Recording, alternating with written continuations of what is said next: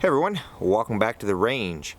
It's kind of sunny outside today. Sunny enough that I may need to put some sunscreen on if I'm out here too much longer.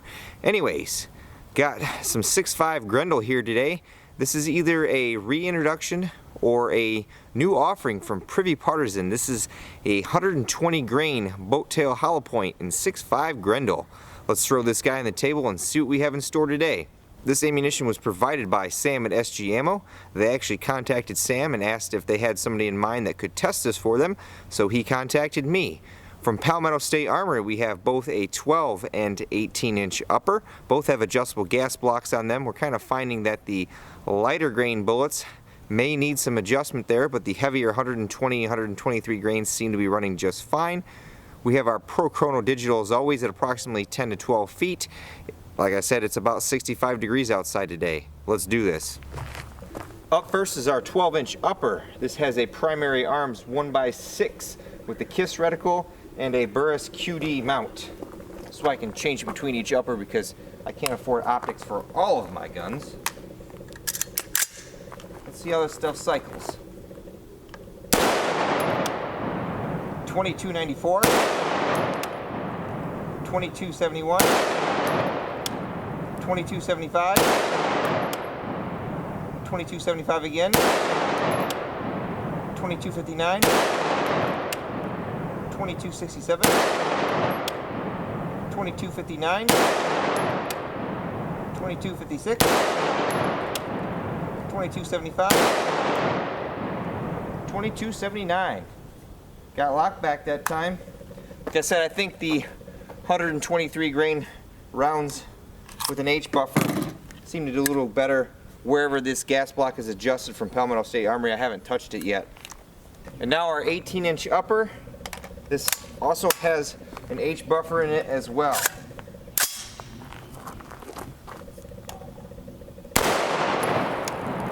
$24.96.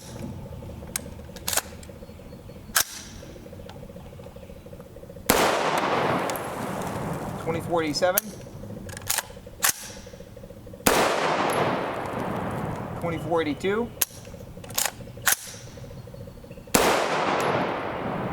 $24.64. Actually loaded that time. $24.73.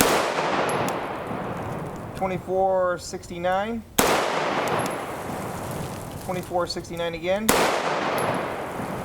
$24.82. And apparently I can't count because I'm short 2 rounds. 1, 2.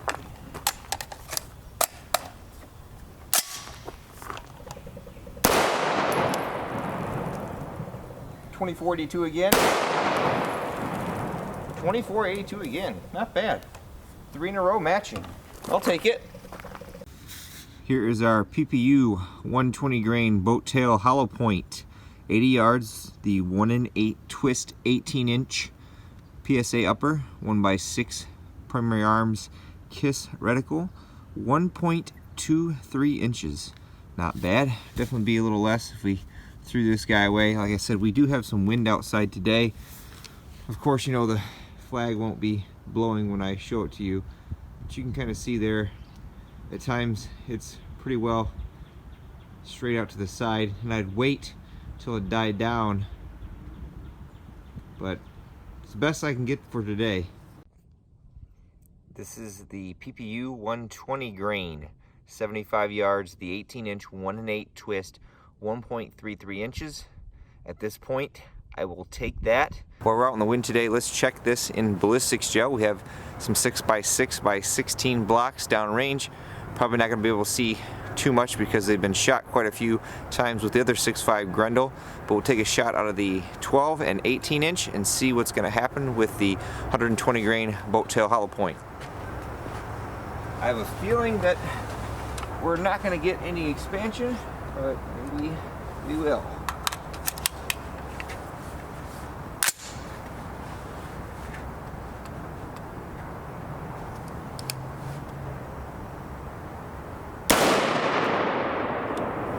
.23-33, and it looks like it shot out the side of the block.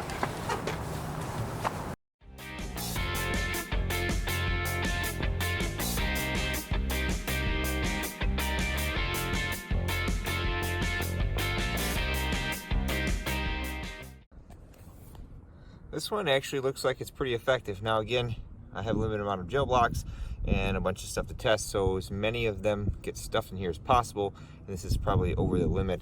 But here is our 12-inch shot, and we get some good fragmentation starting to go on. There's the nose of the bullet. We have some exit wounds here. We have entire all the way through the block, and then there's the base of the bullet. So it looks like it's doing a pretty good job. So that's about 18 inches of penetration or so. I wish I had a better shot of the wound track. Hopefully it looks pretty good on slow motion. Let's get the 18-inch going. Here are our two recovered pieces, the largest that I could dig out of there anyways. Doesn't look like there's a whole lot of lead in there, maybe at the base.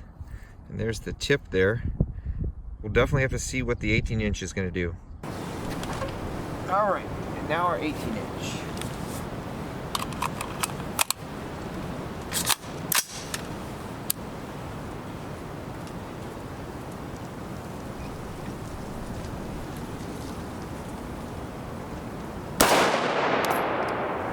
Velocity 24.33.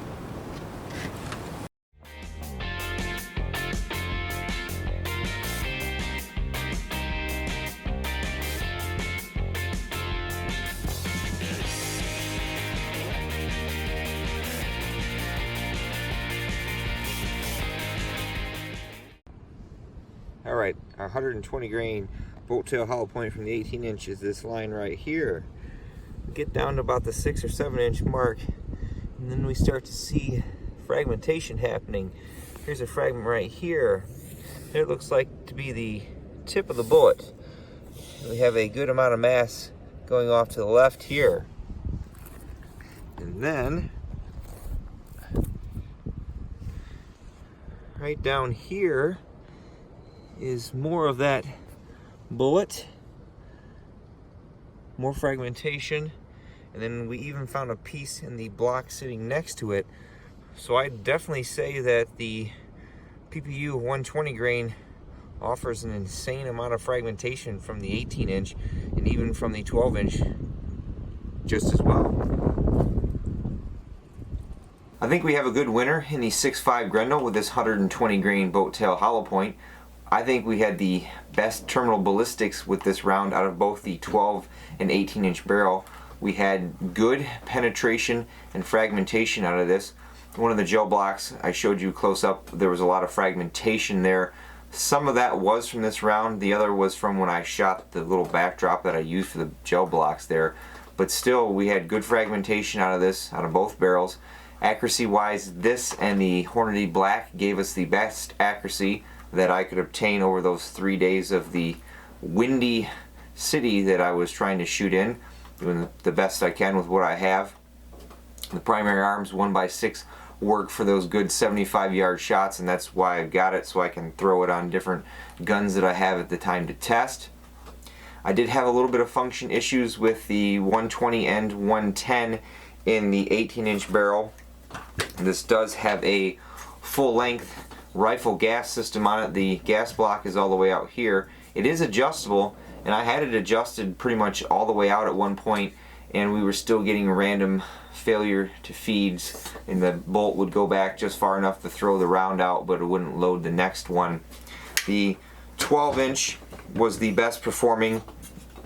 I actually had the carbine buffer in both of them just to make sure that I didn't have too heavy of a buffer, and I did adjust the gas block on this a little bit, but I actually turned the gas down on it a little bit, so I was getting a lot of brass deflection on the case deflector there. Our magazines, hopefully you don't get tired of me repeating this, because you know I usually release these videos sometimes in a group and sometimes they're spaced out, but in case you don't see the other ones, the E-landers drop free from the Palmetto State Armory lower. The AR Stoners didn't, but the AR Stoners I could actually load to capacity fairly easily. This E-lander, once I got to 15 rounds, it became next to impossible to load it. The D&H 10 round worked just fine, drop free most of the time, so this was pretty much my go-to on the bench. As always, I'd like to thank Sam at SG Ammo, also Prvi Partizan for sending him ammunition for me to test, my Patreon supporters, Palmetto State Armory for providing both uppers for us to run these tests, and you all for watching. Until next time, catch you at the range.